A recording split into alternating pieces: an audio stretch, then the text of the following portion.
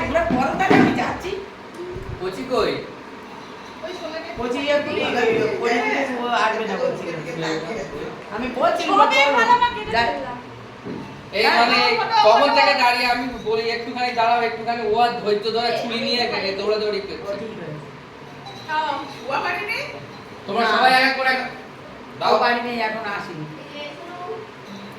ও আজকে সন্ধ্যাবেলা কিছু খাইনি ওই কেক খাবে। এখন কি ভিডিও হচ্ছে? না না